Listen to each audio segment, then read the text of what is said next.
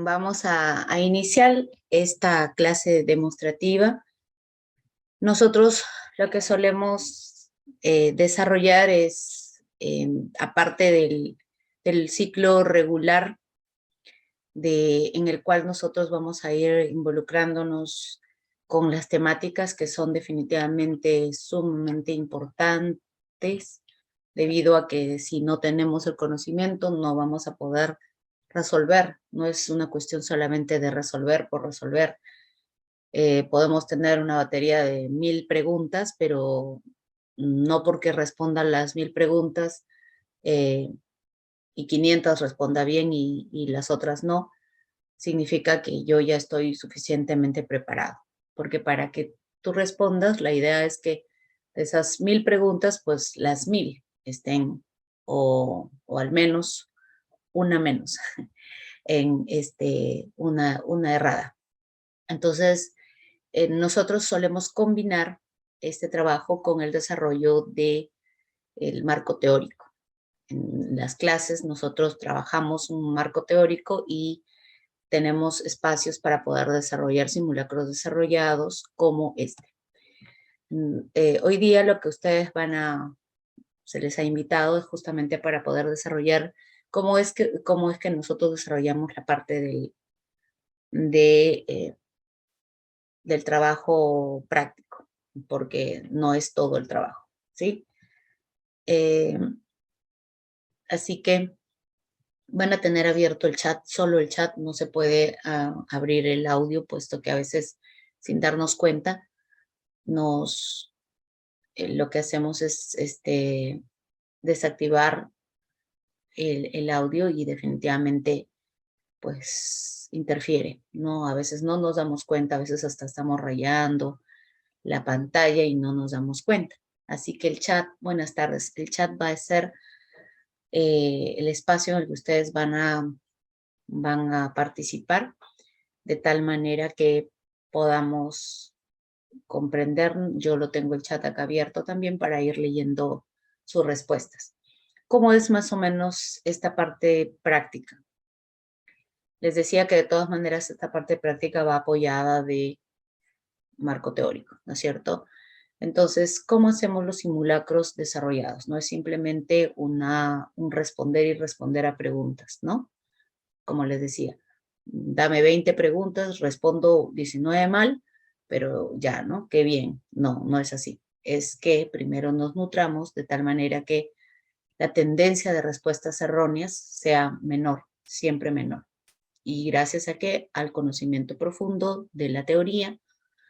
Y no solo eso, ¿no? Desarrollamos también a través de este simulacro la práctica de la comprensión de textos, que es sumamente importante, y algunas otras habilidades que son propias para este tipo de resolución de situaciones. ¿Por qué? Porque generalmente muchas personas nos pueden dar ciertos consejos en función a exámenes preuniversitarios, que no tienen en absoluto la misma mirada ni el mismo enfoque.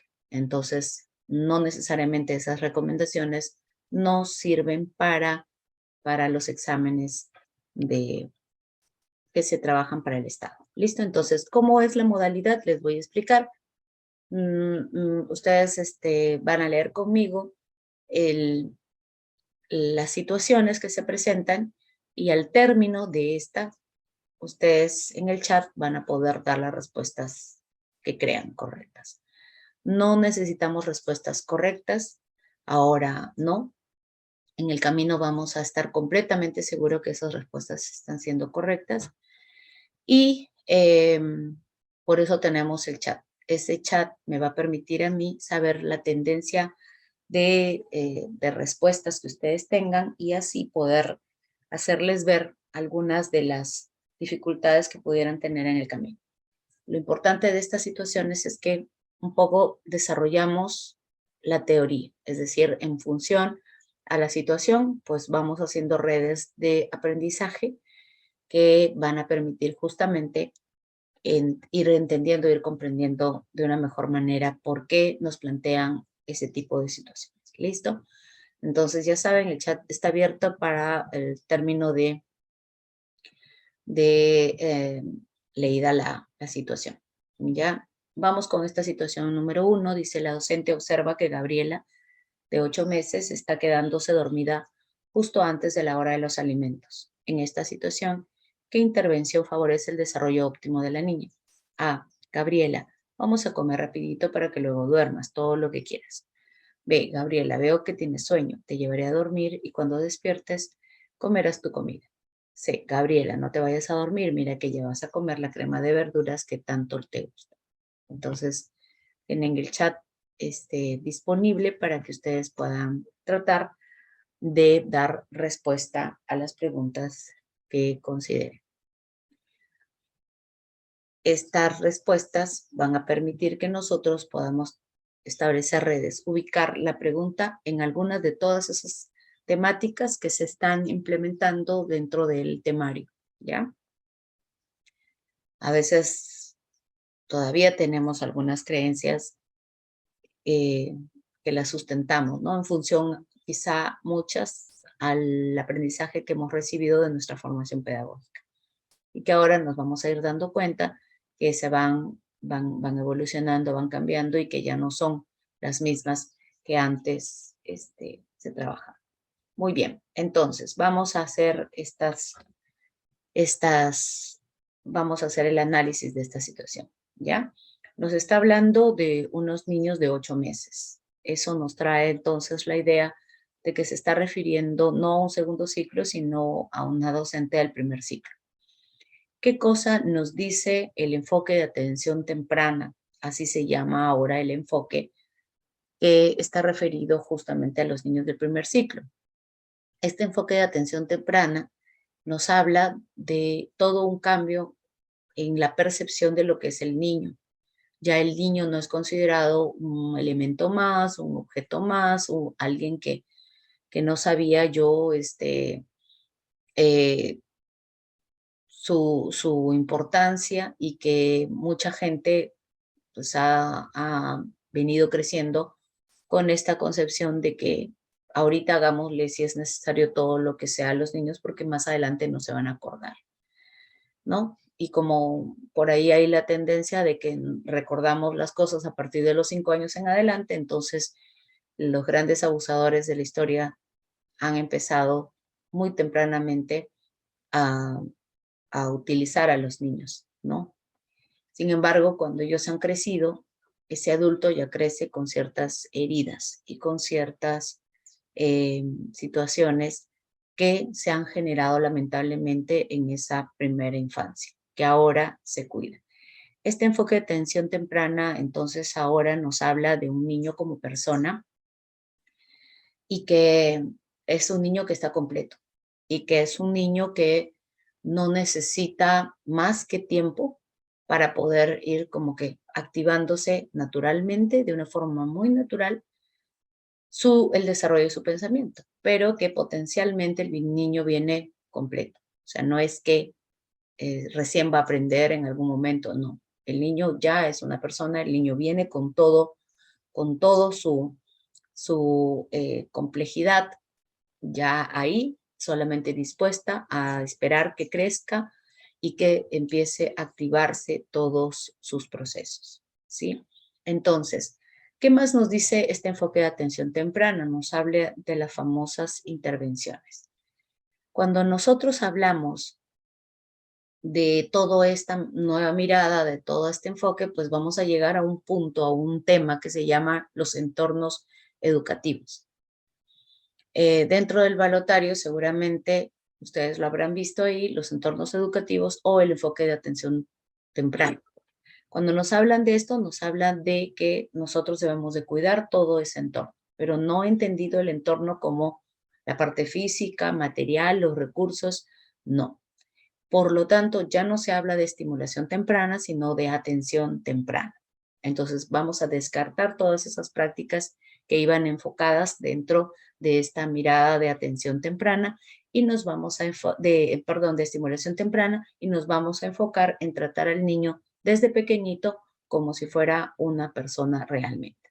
Entonces, cuando hablamos entonces de generar estos entornos educativos, pues hablamos de todas las interacciones que hay entre todos los miembros de la comunidad. Por ejemplo, cómo es mi trato con el niño, cómo es el trato entre ellos, cómo es el trato con los padres de familia, cómo es el trato con las docentes, con los directivos. O sea, todas las relaciones adultas de interacción que se puedan dar en un entorno donde el niño participa, pues se llaman las interacciones positivas. Entonces yo tengo que cuidar mucho desde ahora qué cosa hablo, qué cosa digo, cómo son mis gestos, cómo son mis expresiones. O sea, no es simplemente ya, ¿no? O sea, lo hacíamos antes, ¿no? Yo los trato con cariño, con respeto, qué sé yo. Pero si yo estoy disgustada, no sé, con una profesora de otra aula y esta profesora viene a pedirme algo, en el lugar de hablarle con respeto, qué sé yo, quizá se me sale mi niña interior, mi niña herida y le puedo contestar mal. Esa forma de contestarle mal, pues repercute definitivamente en los entornos educativos de calidad. O sea, el niño, ¿qué va a quedar? Se va a quedar con la mirada del ejemplo, del cómo es que son tus interacciones, no de lo que le puedes mostrar, no de lo que les puedes decir. ¿Por qué? Porque el ejemplo va a arrastrar.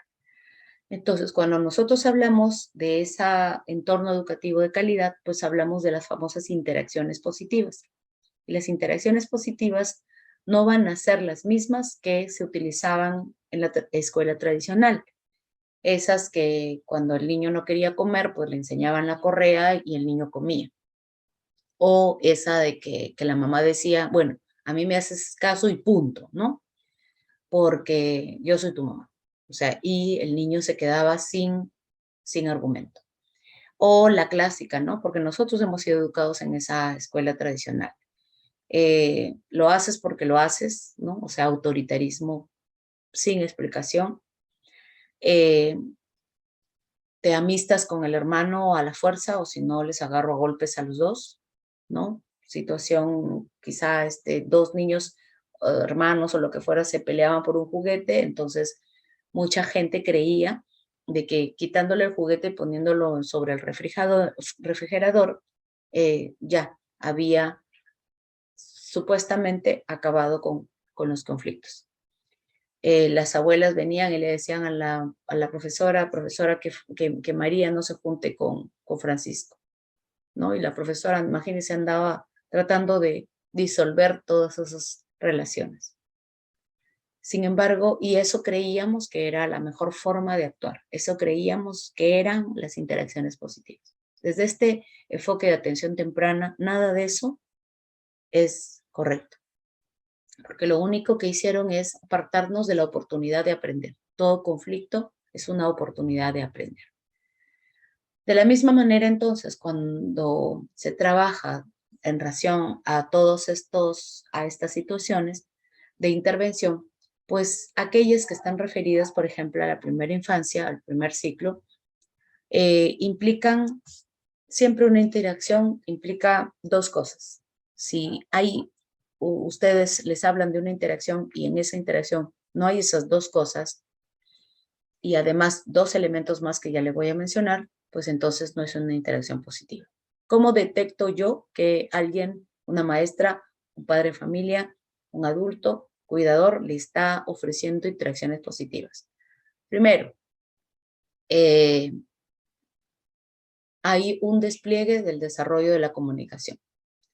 Entonces, si alguien impone, jala, arrancha, obliga, sin explicar al niño, entonces no es una interacción positiva. Primera parte, entonces, el niño tiene que ser comunicado, anticipado o que se desarrolle este espacio comunicativo. Y segundo proceso, llevarlo lo mejor posible a la reflexión práctica, a la reflexión. Y esta reflexión, les decía, en función a lo que se hace, ¿ya? Entonces, un niño que es anticipado, un niño que se le explica por qué o qué cosa es lo que va a pasar al día siguiente o más tarde, o a dónde lo voy a llevar, o qué sé yo, así sea muy pequeño como en este caso, que el niño se duerme o que le voy a cambiar el pañal o que le voy a dar de comer. Entonces, si tiene desarrollo de habilidades comunicativas y tiene un proceso reflexivo, pues es una interacción positiva. Y cuando estoy comunicándome con él, pues también tengo que tener dos elementos más dentro de esa parte comunicativa. Uno es la firmeza y otro es la calidez. La firmeza va a implicar que yo soy el adulto, no soy un abusivo ni soy un autoritario, pero eso es lo que tengo que hacer porque yo soy el adulto, yo soy el maestro, yo soy la mamá que sabe, por ejemplo, lo que debe comer. Ahí está la firmeza. Y la calidez, ¿por qué? Porque no va con amenaza, ni va con gestos ni expresiones que le voy a pellizcar, que le voy a morder, que le voy a enseñar la correa o qué sé yo.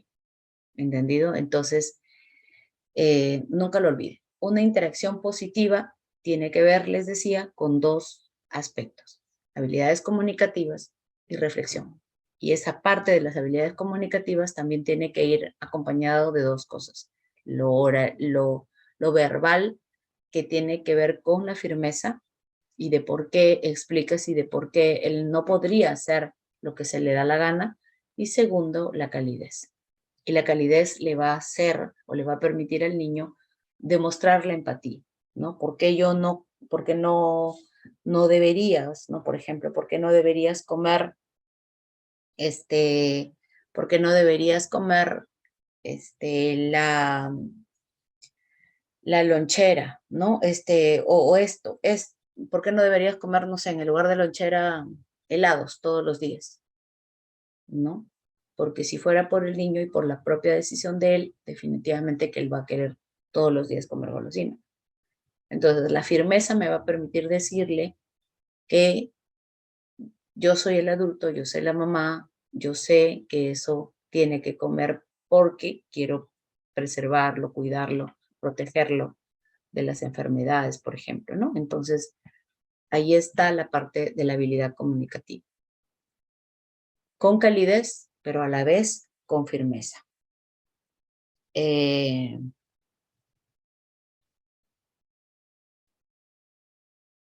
entonces, si lo vemos desde esta edad, desde estos 8 meses, que ojo, en este enfoque de atención temprana, eso de los 8 meses es bastante relativo, no es como antes que decíamos, oye, a los 8 meses el niño está gateando. No, no necesariamente, ya vamos a ver que la pedagogía de Amy Pickler tiene rangos y propuestas de desarrollo motriz autónomo que nos indica que no necesariamente porque un niño tenga una edad como antes lo creíamos, pues tiene que ser obligatoriamente, ¿no? Que el niño tenía que caminar a los 12 meses, no. Simplemente cuando nos hablen de situaciones de primer ciclo, pues son situaciones para advertir, pero no son muy relativas, como para ubicarnos en la situación, pero no significa que son esas edades determinantes para una situación. ¿Entendido? En este caso, entonces, nos concentramos en la pregunta. Una situación siempre nos va a enfocar sobre algo y ese enfoque sobre algo, pues me va a permitir eh, orientar la pregunta, lo que yo le llamo la misma situación tiene su clave de respuesta. En este sentido, ¿cuál es su clave de respuesta? Es qué tipo de interacción favorece el desarrollo óptimo, ¿no? Entonces, si yo ya tengo más o menos, ahorita acabamos de hacer un resumen un poco de cuál es o hacia dónde debe ir orientado el desarrollo óptimo, pues en función a lo que hemos hablado de las interacciones, pues podemos elegir. ¿Por qué no debemos de tomar la primera opción que antes era muy común, ¿no? O sea, uy, no, la mamá pensaba que si no le daba de comer en ese momento, pues ya el niño iba a comer a las 5 de la tarde y que no sé qué, que se iban a malograr los intestinos y que no sé cuántito, ¿verdad? Y entonces preferían darle de comer aunque el bolo alimenticio lo tuvieran en la garganta y podría haberse atragantado el niño porque se quedó dormido, pero en nuestra creencia era la desesperación del adulto de darle de comer. Entonces, nada de vamos a comer rapidito para que luego te duermas. ¿Por qué? Porque el niño ya el sueño implica un estado de relajación de todos los órganos del cuerpo. O sea, si el niño le hubiéramos dado, en algún momento ha pasado que el niño le han dado y se ha dormido con el bocado en la boca y luego se ha atorado, se ha ahogado y peor, o sea, puede hasta morir.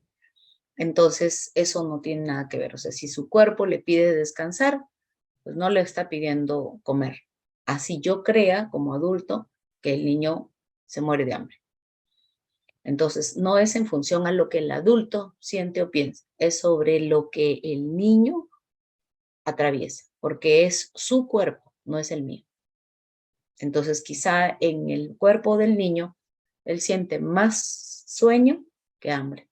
Entonces, hay que atender a esa necesidad primera.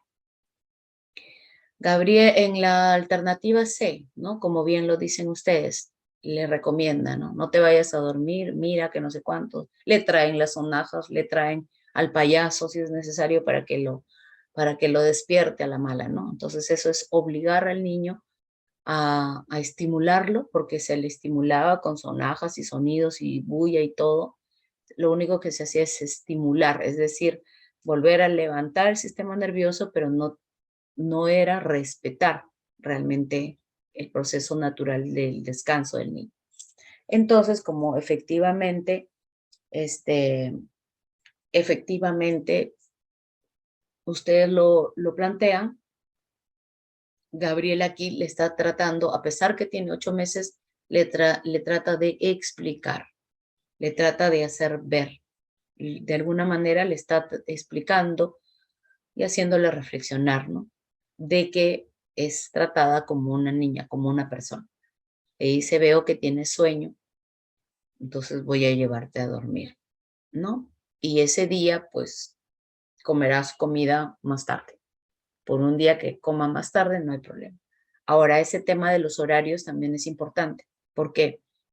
Porque si bien es cierto, el niño tiene un horario determinado, por ejemplo, 11 de la mañana, 11 de la mañana, según como él va creciendo, quizá de aquí a un mes el niño ya no come 11 de la mañana, sino que está comiendo 11:15 o 11:30. Entonces, si yo estoy atenta como docente de esos niños del primer ciclo, si yo estoy atenta a sus necesidades, ¿qué es lo que tengo que ir haciendo? Pues ir anticipando las acciones, ¿no? Si le voy a cambiar la ropa, pues le voy anticipando. Pedrito, te voy a cambiar la ropa. Ya, mira, de un ratito te voy a avisar, te voy a cambiar. Otra vez, otro rato, ya te voy a cambiar, ¿no? Después le voy a decir, estoy preparando ya, mira, acá está la ropa que te voy a cambiar, ¿no? Cuando tú ya estés listo, me avisas para cambiarte. Mientras tanto, está atendiendo a los otros niños hasta que llega un momento en el que le va a decir, ya Pedrito, ahora sí, ya has jugado bastante, vamos a cambiarte. Entonces, ese niño no se va a resistir, ese niño va a colaborar, porque así no sepa hablar. Erickson nos dice que un niño desde recién nacido, cuando la mamá interactúa al cambiarle el pañal y le va diciendo, que le va anticipando las cosas, el niño va levantando los brazos y las piernas de una forma maravillosa, cosa que todavía no se entiende ni se concibe. ¿Por qué? Porque a veces creemos que el niño no entiende, pero a la madre, al educador, el niño le entiende perfectamente. Entonces le va a decir, a ver, levanta tu pierna y si está conversando con el niño, escucha activa, pues el niño va a ir colaborando, moviendo los brazos y las piernas, moviendo el brazo y ayudarse. Pero cuando nosotros lo hemos agarrado al niño en pleno juego, se ha puesto a llorar porque ha estado conectado con ese juego y se le ha llevado a un espacio. A veces las mamás lo tiran en la cama, le dan el monedero, le dan las llaves, hasta se les mete en la boca y peor, porque le puede hacer un daño. Con tal de entretenerlos y ella estar mirando la novela para cambiarle el pañal y no hay interacción en los niños, pues eso ya fue. Eso nunca estuvo bueno ni fue bueno y eso no tiene nada que ver con el enfoque de atención temprana. ¿Entendido? Entonces, eso es lo que yo tengo que advertir, ¿ya? Entonces, efectivamente, la alternativa correcta es la alternativa B. Vamos con la situación 2. Dice, al iniciar la jornada, la docente del aula de 3 años dialoga con los niños sobre lo que hicieron el fin de semana. Cuando le toca participar a Jimena, ella dice, fui al parque. Bueno, ahí debería ser parque, ya sino que la computadora lo corrige sola. Es un poco difícil, ¿ya? Fui al parque con mi tía, dice, ¿no? Ante esta situación, dice, ¿qué intervención es pertinente para favorecer la expresión oral de Jimena? A, veo que necesitas la ayuda de tus compañeros, Jimena. Niños, ¿cómo se dice paque o parque? B, es lindo lo que cuentas, Jimena, pero se dice parque, no paque. Fui al parque con mi tía. Alternativa C dice, así que fuiste al parque con tu tía Jimena. Qué divertido. ¿Y qué hicieron en el parque? Entonces, todas estas acciones nos pueden, seguramente las habremos escuchado en algún momento de nuestra vida, ¿verdad? Y las habremos hecho, ¿verdad? Habremos hecho ciertas correcciones también a los niños, aún ahora, a los hijos. Entonces, a ver, ¿qué cosa más o menos en ese mini resumen de intervención temprana, pues podríamos aportar? Ahí lo escriben, ¿ya?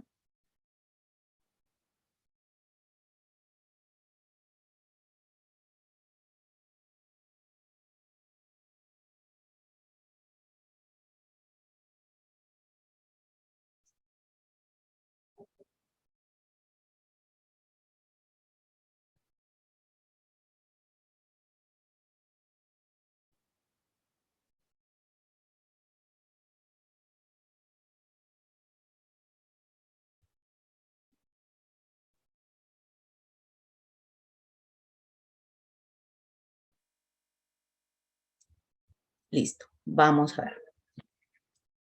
De la misma manera, ¿no? Cuando nosotros hablamos, en este caso, hacia dónde tiene que orientarnos esta situación, nos va a tener que orientar hacia un propósito, ¿verdad? ¿Cuál es el propósito? Lo tengo que detectar.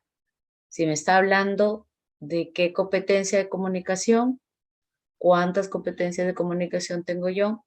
Pues tengo hablar, leer, escribir y crear proyectos artísticos, ¿verdad?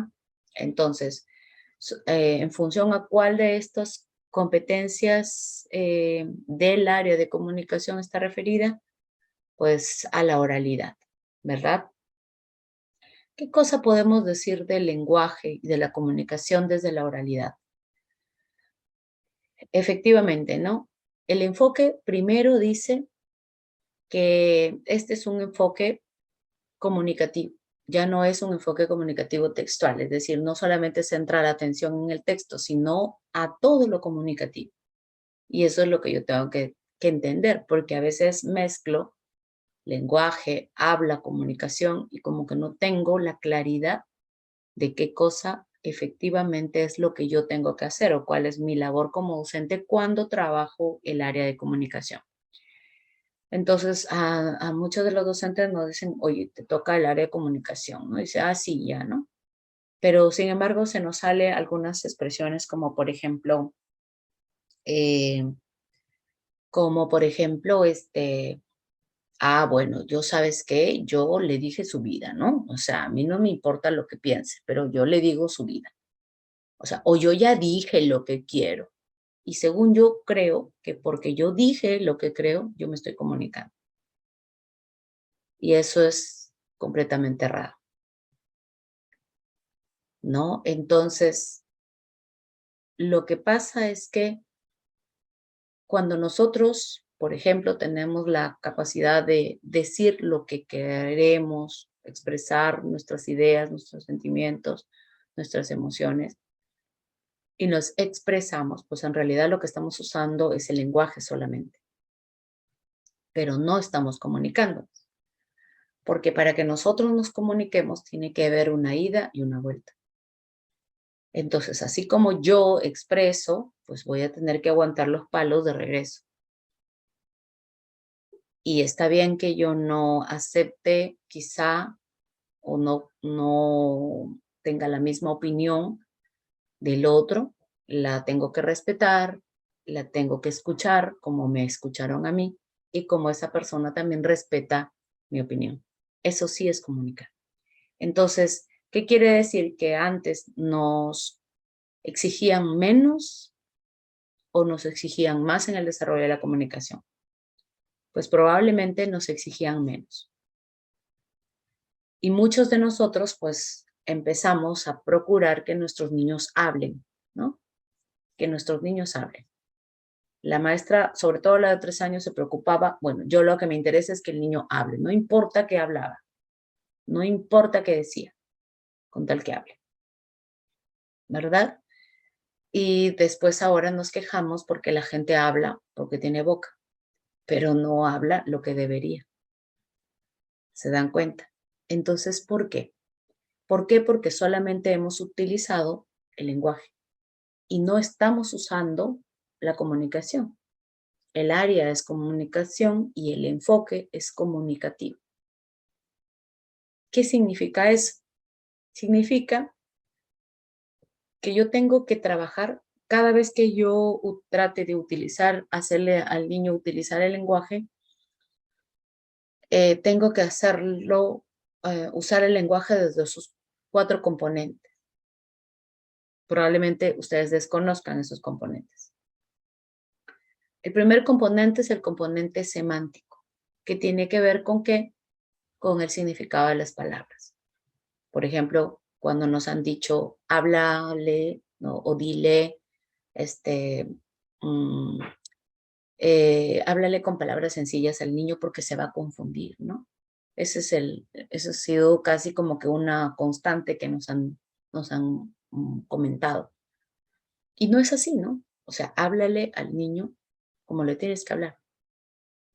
Y si en el camino tú le dices una palabra y él no la comprende, pues vuélvele a decir el mismo mensaje, pero con una palabra que sí la pueda comprender, de tal manera que usando esas 2, 3 palabras similares, pues el niño pueda ir incrementando su vocabulario. No es este el caso, ¿verdad?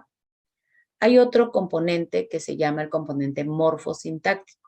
Y este componente morfosintáctico es el que busca que nosotros le ayudemos al niño a estructurar mejor sus oraciones, de tal manera que la comunicación sea más efectiva. Entonces, muchos de los niños, por ejemplo, dicen, no, pegó, me pegó, o a veces, no, me pegó, y chao, y se ponen a llorar. Y es la maestra la que hace toda esa red de comunicación, ¿no? Y dice, ay, seguro que fue fulano de tal, porque él siempre le pega a todos los niños, no sé cuánto, ¿no? Y en realidad, lo que deberíamos de hacer es hacerle preguntas al niño para que progresivamente él vaya de esas palabras cortas o frases o una sola palabra. A veces te pone la lonchera en la nariz y te dice, ábreme, ¿no? Y ayudarle a que él vaya progresivamente estructurando, usando el lenguaje para que estructure mejor las frases y oraciones y ese mensaje pueda llegar de una forma más comprensible. ¿Entendido? Entonces, yo le voy a decir qué cosa quieres que te abra. Me puede responder lonchera. Ah, ya, deseas que te abra la lonchera. Entonces, siempre, nunca tiene que ir, oye, no se dice así, ¿no? Eso vamos a sacarlo de nuestra cabeza y le vamos a hacer usar el lenguaje de la manera correcta. En este caso, haciéndole que la estructura del lenguaje sea mejor. Otro tercer componente es el fonológico, que tiene que ver con el sonido de las palabras, con el sonido de los morfemas o grafemas que tiene una palabra. En este caso, por ejemplo, está dentro o está enmarcado dentro de esa parte, de ese componente del lenguaje fonológico. ¿Por qué? Porque la niña está usando paque por parque. Entonces está omitiendo un sonido. Y si es sonido, entonces estamos hablando de que de todo el lenguaje, esta situación está enfocada en ese componente fonológico. ¿Y qué nos dice el enfoque en función a esto? Lo mismo. que a usar el lenguaje se aprende usando. Entonces, antes sí le decíamos, no se dice, a ver, por ejemplo, ¿no? El cado. El niño dice el cado, ¿no? Y la maestra se mataba, carro, rrr, ¿no? Hasta que lo hacía el pobre niño, a veces hasta el niño sí emitía el sonido, pero cuando hacíamos eso era como hacer un paréntesis y decirle, mira, ¿sabes qué? Dejemos la conversación acá, vamos a practicar esto y después vuelves a la conversación. Y el niño no entendía que esos emisión de sonidos era parte del propio mensaje. Y entonces nuevamente él persistía con decir, micado. Entonces, de la misma manera, si nosotros hacemos esto, pues definitivamente lo que vamos a hacer es eh, seguir apartando al niño y no enseñarle a usar el lenguaje dentro del contexto. Entonces, ¿qué pasa si un niño me dice cado? ¿Qué pasa si un niño me dice, en este caso, paque? ¿O qué pasa si el niño me dice, pisisora, ¿no? Entonces, ¿qué hago? Yo le tengo que devolver. Ah, me estás hablando a mí que soy tu profesora. Eh, ¿te gusta ir al parque? O te estás refiriendo al parque, ¿no? ¿Quieres que te ayude a alcanzar el carro? Entonces, el niño, como recién está usando el lenguaje, es muy probable que recién esté adquiriendo los sonidos y muchas veces los hace erróneamente porque son las primeras veces que los empiezan a usar. Entonces, es muy común. Cuando el niño recibe o recepciona el sonido, la palabra, la expresión correcta, pues él como que piensa, ¿no? Y dice, ella es una persona que me entiende, me está entendiendo, y cuando la profesora le devuelve la expresión, pues él está atento. ¿Para qué? Para mirar cómo es que ella ha usado, ha puesto los labios o qué sé yo, para poder usar el lenguaje, el sonido del lenguaje de manera correcta. Entonces, ahora lamentablemente, pues con el tema de la mascarilla es un poco más difícil hacerlo, ¿no? Pero sí es sumamente importante, aunque sea ponernos protector facial, para que el niño pueda ver cómo es que emitimos los sonidos a través de los movimientos de nuestros labios, porque así empieza él. Lo que no debemos hacer es tenerlos haciendo praxias o teniéndolos haciendo sonidos. A veces yo creo que soy la profesora, la especialista y, y empiezo a hacer mis terapias de lenguaje, ¿no? Cosa que eso no debo de hacer. Y mucho menos ponerle etiquetas al niño o decirle al padre de familia, llévelo a terapia, necesita terapia, está ya un poquito más y le dicen, tírale un balazo, ¿verdad? ¿Por qué? Porque nosotros solamente hacemos acciones de prevención. Y para que yo diga que tiene el niño un problema, pues tengo que esperar que culmine al menos el periodo preoperacional en el cual se concluye la adquisición del lenguaje propiamente dicho. Piaget habla de que el lenguaje propiamente dicho y el pensamiento empieza desde los 2 años en adelante. ¿Entendido? Entonces, no hay forma que de 2 a 7, no hay forma que en 4 años, en 5 años, en un año o en 3 años, pues digamos que el niño ya tiene que haber logrado todo ese proceso. Así que son los especialistas, nosotros solamente hacemos acciones de prevención y solo los especialistas determinarán si el niño efectivamente tiene un problema de aprendizaje o es un problema que ha venido adquiriendo en el tema del lenguaje por las prácticas contextuales y por la situación en particular en la que él se desenvuelve. ¿Entendido? Entonces, la alternativa A, ¿por qué es incorrecta? La alternativa A es incorrecta porque lo estoy poniendo en evidencia frente al grupo, le estoy corrigiendo, como que lo estuviera poniendo en el ridículo al niño frente a los demás. ¿Entendido? Así que eso no se hace, no sería una intervención positiva. Eh, Tampoco decirle, oye, no se dice esto, se dice esto, tampoco. Ya les decía, ni tenerlo haciendo sonidos, ni mucho menos haciendo praxias, ni mucho menos, ¿ya? ¿Cuál es la mejor manera entonces? Devolverle de la manera correcta el sonido de las palabras, ¿no? Así que fuiste al parque con tu tía Jimena, qué divertido. ¿Y qué hicieron en el parque? Es decir, estoy dando una doble oportunidad para que escuche cómo es que emito ese determinado sonido. ¿Listo? Muy bien. Vamos con la situación 3. Dice, los niños del aula de 5 años están realizando un collage en grupos. La docente se encuentra atendiendo a las dudas de un grupo. En este momento, Jacqueline se acerca a la docente y se produce el siguiente diálogo. La docente dice, dime, Jacqueline, eh, Jacqueline dice, se acabó, bueno, señorita, ¿no? Dice, dime, Jacqueline, se nos acabó la goma de nuestro pono, ¿no? Y la goma del estante pesa mucho. ¿Nos puede echar goma en nuestro pomo? Bueno, aquí también era otra, era N, ¿ya? En la última parte. La docente dice, claro, Jacqueline, aguarda un momento, por favor. Jacqueline dice, ¿pero qué quiere decir aguarda? La docente dice, bueno, no puedo darles goma ahora porque estoy trabajando con este grupo. Solo demoraré un momento. Aguarda unos minutos. Luego iremos las dos al estante y echaremos goma al pomo. Jacqueline dice, ah, va, tengo que esperar. ¿Qué aprendizaje relacionado con la oralidad se evidencia en la intervención de Jacqueline? A. Opina sobre el tema planteado en la conversación. B. Incorpora comparaciones y ejemplos en su texto oral. C. eh, Deduce el significado de una palabra por el contexto. ¿Qué dice?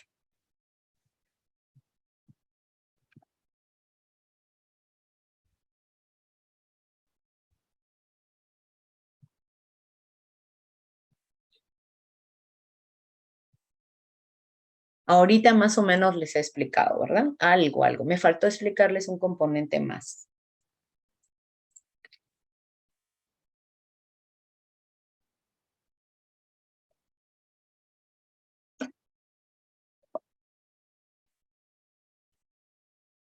Estábamos hablando justamente de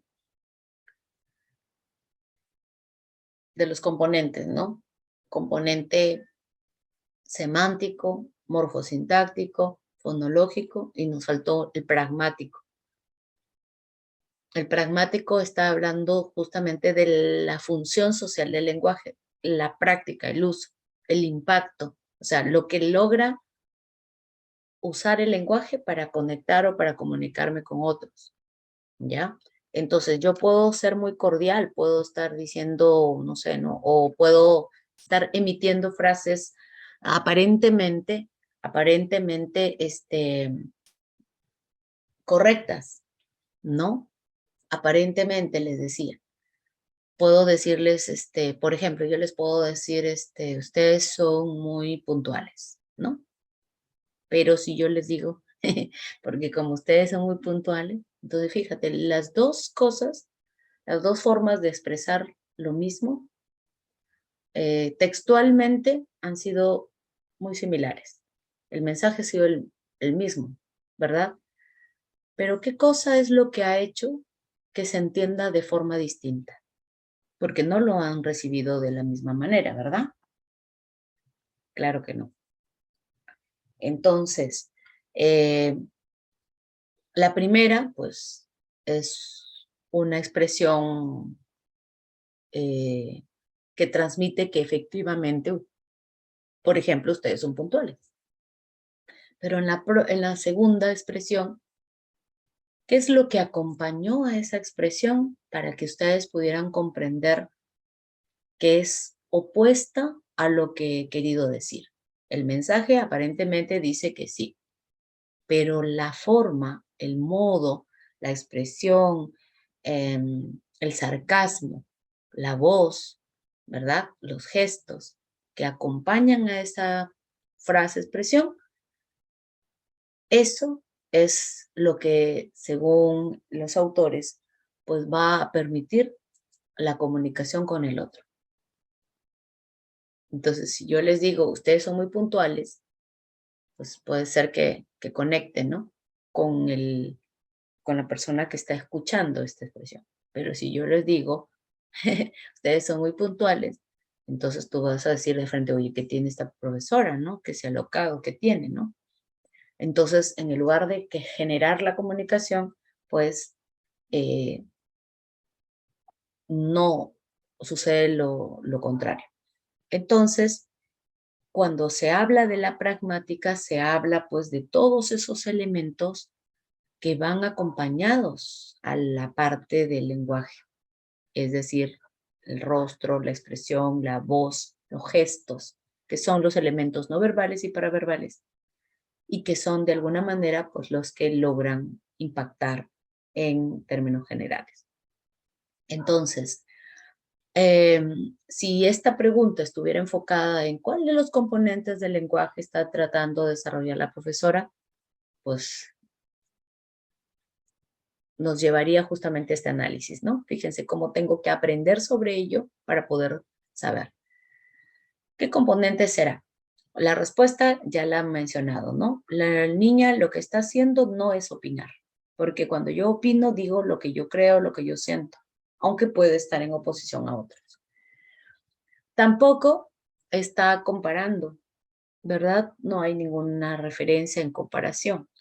Sin embargo, en este caso sí está deduciendo el significado. ¿Qué componente decíamos? Componente fonológico, morfosintáctico o componente semántico o pragmático. ¿Cuál de los componentes? ¿Se acuerdan?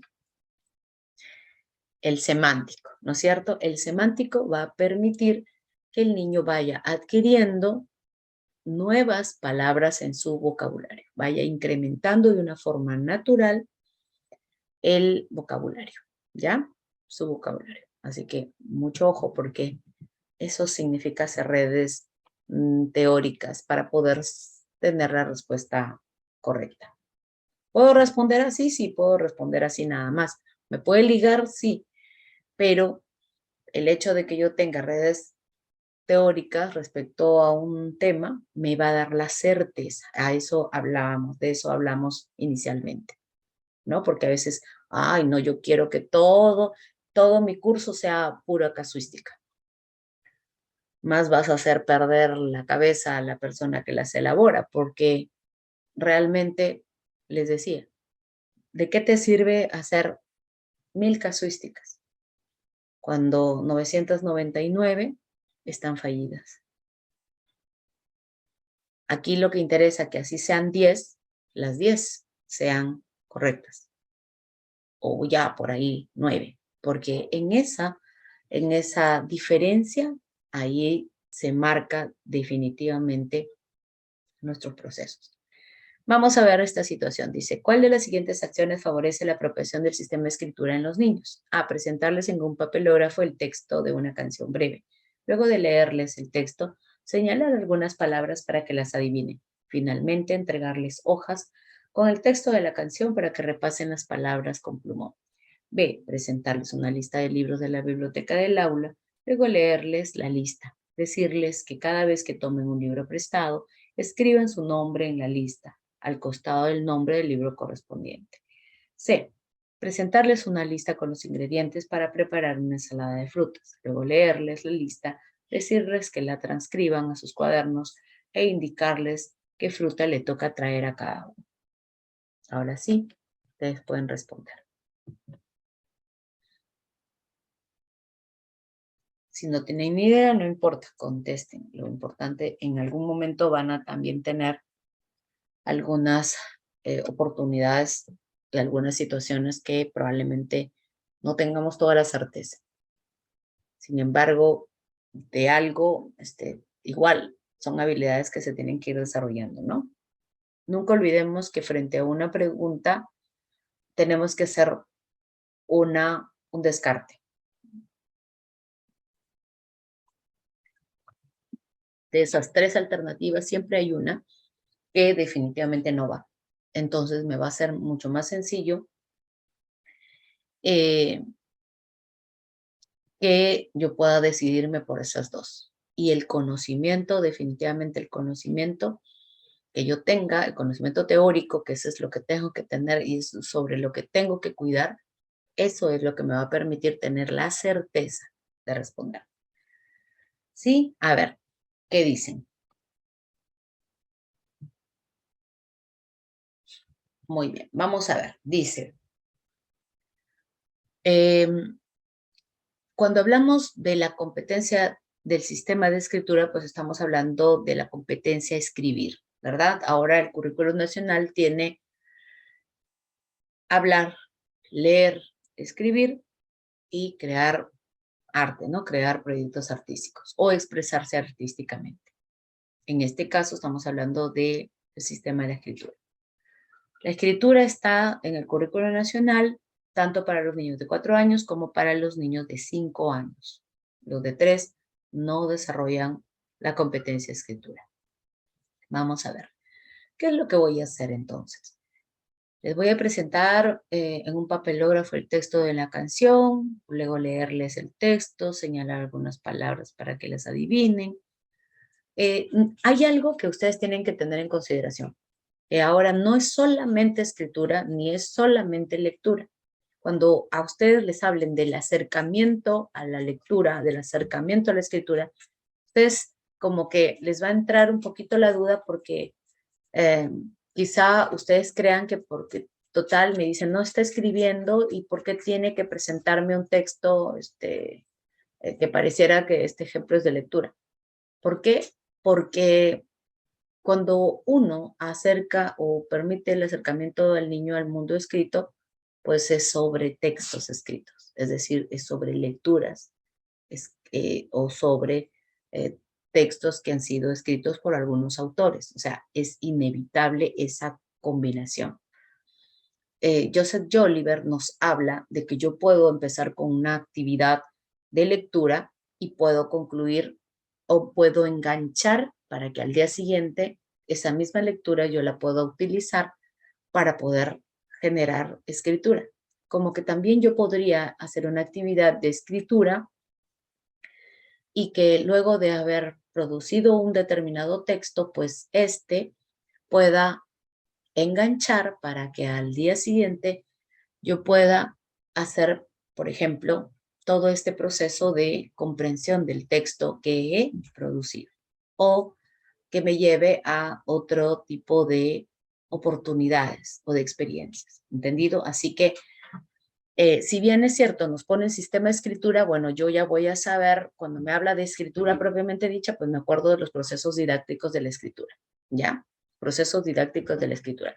Pero si me dice un acercamiento al mundo escrito o al mundo de la lectura, pues tengo que mirar que es todo el panorama, ¿entendido? Porque por ahí puede haber confusión y tengo yo que estar sumamente cercana, muy segura de lo que estoy diciendo, ¿entendido? Ya. Entonces, ¿qué es lo que me decía la didáctica? Porque eso es lo que yo tengo que saber como teoría para responder, ¿verdad? ¿Qué me dice la didáctica? Que hay 3 procesos o 3 secuencias didácticas de la producción de textos. Primero, la planificación. ¿Qué voy a hacer en la planificación? Pues voy a planificar qué tipo de texto voy a escribir, a quién se lo voy a dedicar y cuál es el propósito. Eso lo tengo que tener bien claro, si no nadie debería escribir. Antes escribíamos la carta a Papá Noel. Nunca contestó Papá Noel, ¿no? Porque no existe. Entonces, si yo voy a escribir algo y no hay quien me devuelva o me recepcione ese mensaje, pues yo no me estoy comunicando.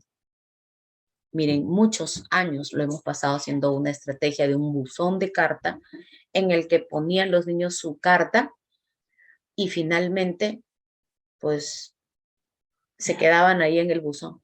Y el niño seguramente en casa mirando por la ventana esperando al cartero y nunca llegó, porque él pensó que la mandó a alguien en particular, pero esa persona ni enterada. O sea, si yo no voy con ese mensaje de ida y de vuelta, entonces yo no estoy comunicándome, no me olvido que el enfoque es comunicativo. Y para que sea comunicativo no basta con que yo mande, sino con que vaya de ida y vuelta. Eso tenemos que meterlo en nuestra cabeza. ¿Entendido?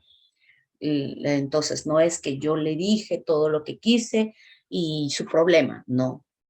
Yo le dije y me escuché y no comparto o sí comparto tal parte. Para que haya comunicación siempre tiene que haber una ida y una respuesta, tanto en la oralidad, tanto en la escritura, hasta en la lectura. ¿Por qué? Porque el autor es el que me muestra sus ideas y yo, al leerla, pues devuelvo y yo digo si me gusta, si no me gusta, qué parte no me gustó, etcétera. ¿Entendido? Entonces, siempre cuando yo intente desarrollar el área de comunicación, siempre tiene que haber esa ida y vuelta, ¿ya? Y eso lo tengo que tener súper claro. Entonces, no me debo confundir si es que al parecer alguna de las estrategias incluye algo que a mí me pueda parecer que es lectura. Después de la planificación venía entonces la textualización, que es cuando ya el niño escribe, ¿verdad? Y finalmente la revisión, ¿no? En la que busco dos cosas. ¿Qué cosas son las que busco en la revisión? Coherencia y cohesión, ¿sí? Entonces, eso es lo que tengo que tener en mi cabeza cada vez que me hablen mínimamente de escritura. Entonces, presentarles el texto en un papelógrafo, bueno, de alguna manera es mostrar que, porque en el papelógrafo va a estar con un texto escrito, y si yo quiero generar escritura, entonces el niño tiene que tener una idea de qué cosa es algo escrito. Hasta ahí no está mal. Dice luego leerles el texto, señalar algunas palabras para que las adivinen, bueno, porque estoy haciendo comprensión quizá, ¿verdad? Y cuando alguien hace comprensión, pues lo que hace es también eh, hacer previsiones, ¿no? Hacer hipótesis sobre el texto, entonces no está mal. ¿Qué es la parte de esta alternativa que no va según el enfoque? Hacer que el niño repase palabras. Nadie repasa palabras. Eso nunca fue escritura, ni siquiera fue algo que a los que podíamos tener cierto acercamiento. ¿Entendido? Así que por eso se descarta la alternativa A. Dice, presentarles una lista con los ingredientes para preparar una ensalada de frutas. Luego de leerles la lista, hasta ahí no está mal, ¿no? Decirles que la transcriba. ¿Dónde está el horror aquí? Porque ya no es un error, sino es un horror. Pues ¿dónde está? En la transcripción, ¿verdad? Está en la transcripción. ¿Por qué? Porque yo no debo de hacer que el niño transcriba. ¿Cómo entonces es que el niño tiene que escribir? Pues el niño tiene que escribir desde su nivel de escritura. ¿Cómo es su nivel de escritura? Pues puede ser, probablemente en inicial, se encuentra en el nivel presilábico. ¿Qué significa el nivel presilábico? Pues que el niño escribe como cree que se escribe. ¿Qué más? Que, no logra, no quiere, no pretende que haya una coincidencia entre los sonidos de las vocales con lo que él quiere decir o no busca establecer ni siquiera ninguna coherencia ni relación entre las vocales o los consonantes con algunos sonidos, ¿entendido? Así que lo tengo que tener súper claro. Mucho cuidado porque a veces por hacernos pisar el palito, dicen, los niños de 5 años están escribiendo, ¿no? Y le ponen como ejemplos hasta de vocales. Entonces la docente cree que porque el ejemplo le ponen ahí, entonces eso es.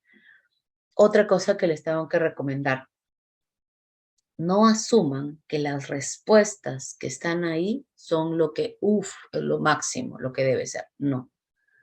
Las situaciones que se plantean son de situaciones de cualquier maestra del Perú.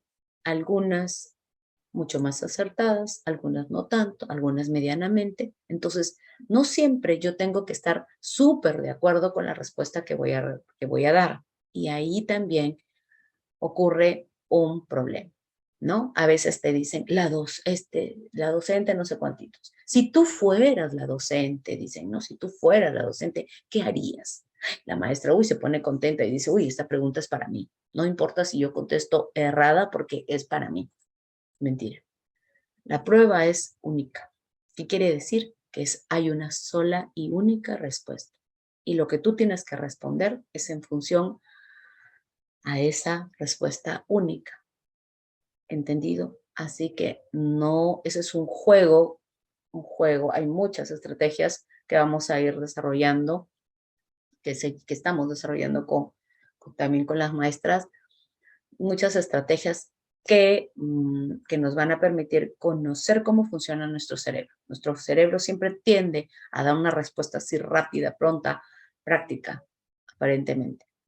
Sin embargo, cuando nos ponen esas preguntas así un poco complejas, pues lo que están buscando justamente es retar a nuestra mente, retar esa tendencia natural, ¿no? ¿Para qué? Para ver qué tanto sabemos manejar también nosotros nuestro pensamiento, ¿ya? Así que una no es lo que necesariamente, ¿no? O sea, hay maestras que dicen, no, el ministerio se ha equivocado. El ministerio nunca va a dar su brazo a torcer. ¿Entendido? Y te va a poner situaciones a veces en las que ni siquiera tú vas a estar de acuerdo en ninguna de las tres posibilidades. Por eso es que siempre te van a decir cuál sería la más oportuna.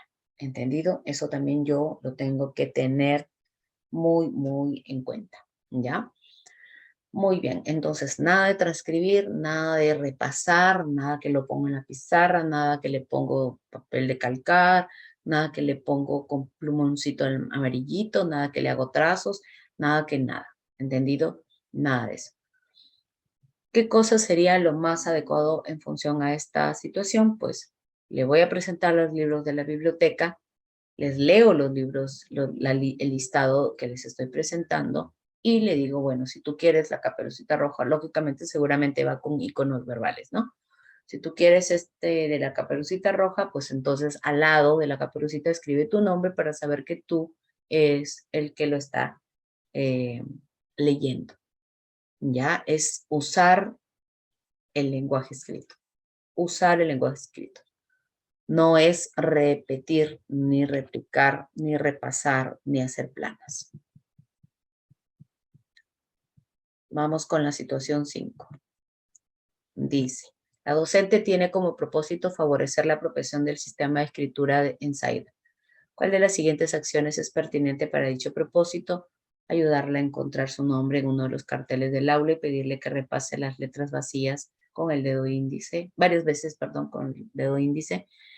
B, pedirle que ubique su nombre en alguno de los carteles del aula, lo compare con el texto que escribió e identifique las diferencias.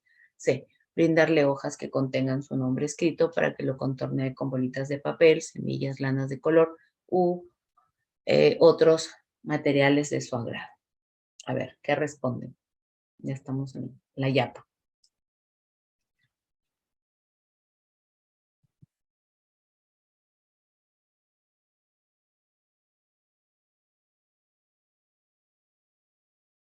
Ya, entonces sí, no es que repase ni por plumón, ni por puntitos, ni con el dedo. O sea, definitivamente se dan cuenta, la alternativa A está eliminada.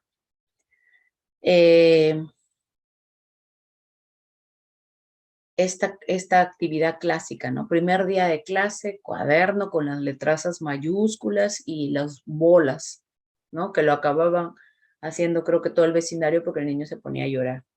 Eso nunca fue una estrategia para favorecer definitivamente la apropiación del sistema de la escritura. O sea, nada de eso, nada de ese tipo de actividades.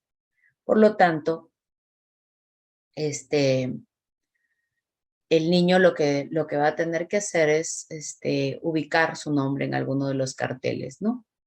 Y, lógicamente, para enseñarle a usar la escritura, pues va a compararlo con el texto que escribió y encontrar las diferencias, ¿no?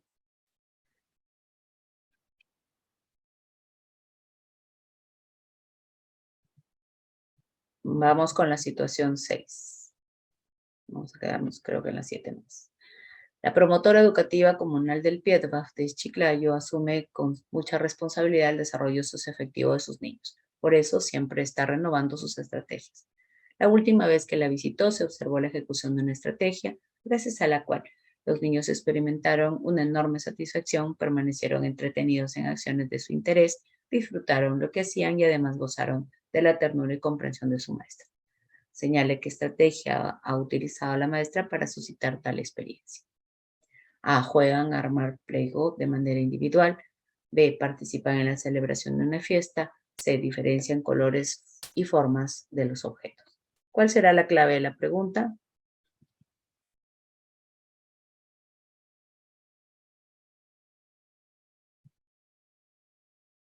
¿Cuál será la clave de la pregunta? ¿Qué es lo que me está preguntando esta situación?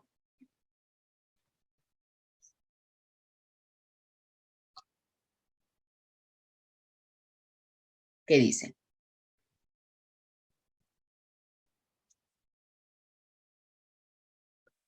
Podrían haber datos que nos interesan, ¿no? ¿Qué es un PIEDVAF, por ejemplo, no? Lógicamente ya ubicaríamos que están en el primer ciclo, pero lo que me están preguntando es sobre el desarrollo socioafectivo de los niños, ¿verdad? Así es. Entonces, si me hablan sobre el desarrollo socioafectivo, ahí está la clave. ¿Cuál de las 3 respuestas están relacionadas a lo socioafectivo? ¿Diferenciar colores y formas de objetos? No, ¿verdad? Porque eso es, para empezar, es cognitivo y tampoco ahorita no hay un solo desempeño que me diga que el niño diferencie colores y formas como antes. Que el niño de forma individual haga alguna actividad, peor porque no estamos hablando de socioafectivo. Así es. Por lo tanto, la respuesta correcta es la participación de una fiesta. Antes nos decían que una fiesta no podía ser, ¿no? O sea, hemos tenido en algún tiempo, tantas restricciones, que no salgamos, que no hagamos. O sea, cuando todo finalmente, gracias a Dios, al fin lo han entendido, todo son oportunidades para que el niño aprenda. Porque hasta para organizar una fiesta, pues podemos organizar e integrar todas las áreas, ¿verdad? Así es. Muy bien. Situación 7. Con esta creo que terminamos. Dice Carlos, un niño de 4 meses aún no se sienta por sí solo. Sin embargo, la persona que lo cuida lo ha sentado en un corralito rodeado de almohadones y juguetes, creando en el niño una situación de seguridad. Si tuvieras la oportunidad de trabajar con Carlos, ¿qué harías? A. Estimular permanentemente al niño para que a su edad logre sentarse y no tenga temor. B. Brindarle seguridad afectiva y emocional teniendo en cuenta la edad psicológica y cronológica del niño. C. Utilizar almohadas de diferentes colores para llamar su atención y se sienta seguro. ¿Qué responderían ustedes? ¿Qué es lo que tengo que recordar? Pues tengo que recordar que está en el primer ciclo, que hay todo un enfoque de atención temprana. Si me está hablando de temas de desarrollo psicomotor, pues tengo que recordar a alguien. ¿A quién tengo que recordar? A Amy Pickler, ¿verdad? Amy Pickler en su propuesta del desarrollo autónomo, motriz autónomo, ¿qué es lo que nos dice? Pues que el niño va a tener que aprender a caminar solo. Quizá nos logre conflictuar porque hemos estado acostumbrados a estimular al niño, ¿no? Con sonajas, a ponerlo en distintas posiciones, hacerlo caminar al año y si no lo hacíamos caminar, entonces el niño lo etiquetaban de atrasado, ¿no? A la mala lo sentaban a los 6 meses, a la mala queríamos que gateara a los 8, ya era imposible que el niño gateara. ¿Por qué? Porque la propuesta de Amy Pickler es bastante diversa y nos habla un poco de posturas, ¿no? Que ahorita vamos a hacer un pequeño resumen. Dice que al niño lo tenemos que poner en esta posición supina, boca arriba, o posición de cúbito dorsal.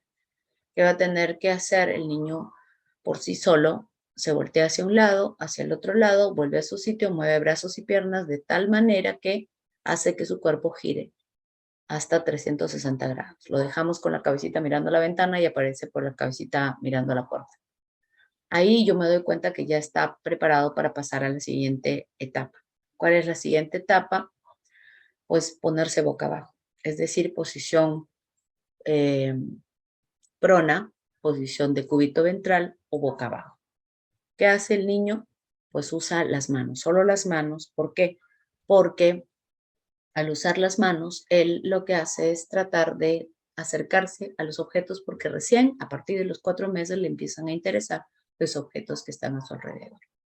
Antes no. ¿Qué quiere decir? Que antes yo no le debo, antes de este proceso, pues yo no le debo de como antes que le ponía las sonajas, ni mucho menos, ¿verdad? Entonces, el niño lo hace así. Después de esto, el niño rueda. Esta era una postura que ni siquiera estaba en nuestra cabeza. El niño rueda, es decir, lleva una cosa por acá y la lleva para la otra. Después de rodar, el niño repta. ¿Cuándo repta? Cuando dobla ya los codos. Dobla los codos y de forma simultánea arrastra todo el cuerpo. A esta posición se le llama gateo con musculatura globalizada. El pecho pegado al suelo y arrastra todo. Solamente se impulsa con los codos de forma simultánea. Después viene recién sentarse. O sea, después de reptar, el niño se sienta. Y no se sienta así que como que de hoy para mañana.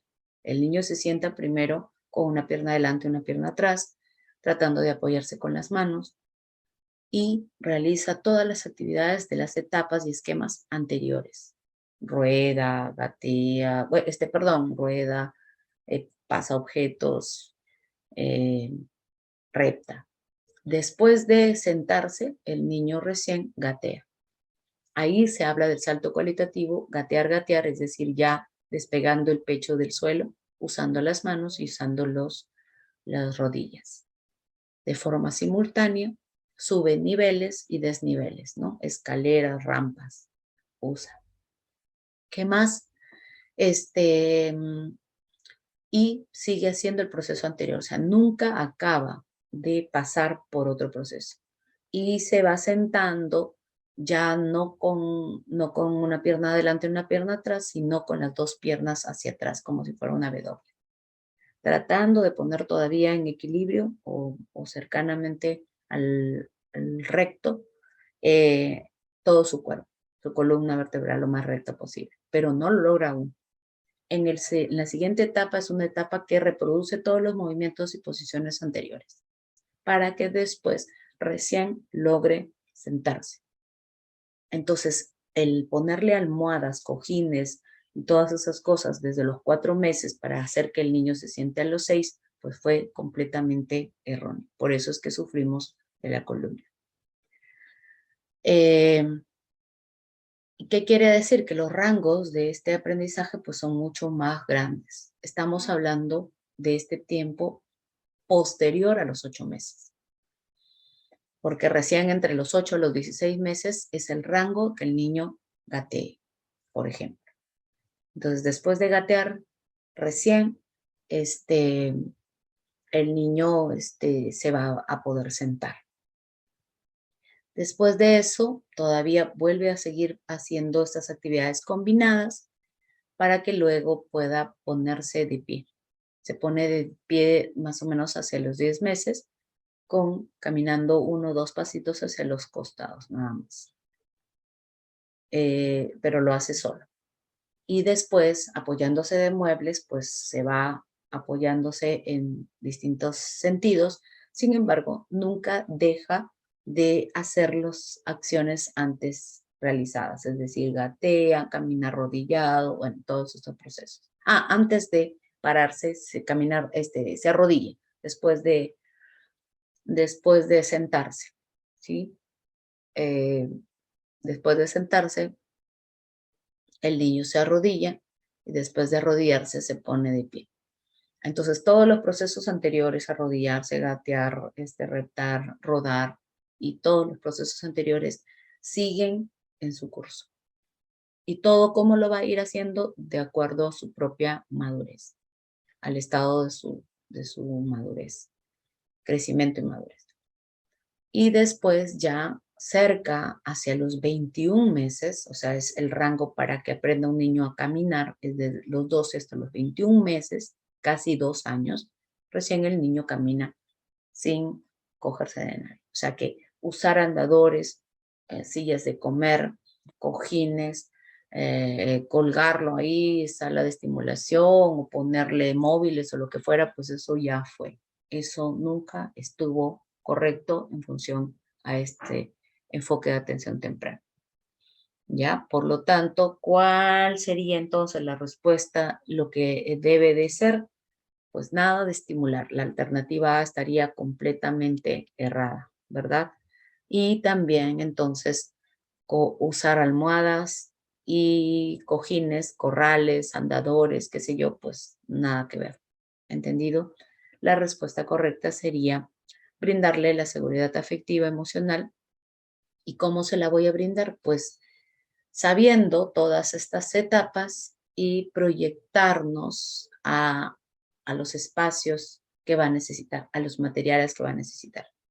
Por ejemplo, si ya un niño yo lo dejo así, sin una cuna con barandas, qué sé yo, porque recién ha nacido, cuando yo lo vea, pues que está así, o cuando lo vea que lo dejé ahí y está así, entonces recién ahí yo voy a decir, ah, ya, ahorita le empiezan a gustar, a interesar los objetos. Lo voy a poner en un espacio más cómodo y le voy a poner algunos objetos de distintos sonidos y texturas o lo que fuera, para que él pueda ir desarrollando, intentando pues ponerse boca abajo, porque en cualquier momento lo va a hacer.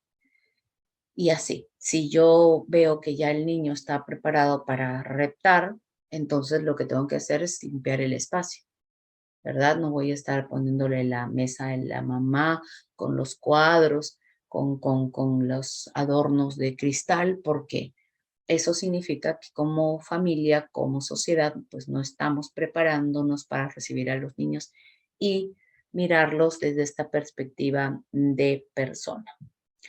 Muy bien, chicas, cuídense, nos vemos, ya saben, si se animan, más o menos así, lógicamente el proceso se va a ir haciendo mucho más rápido de acuerdo a cómo va pasando el tiempo, porque vamos nutriéndonos del aprendizaje y vamos a tener más certeza y más facilidad en el desarrollo del contenido teórico.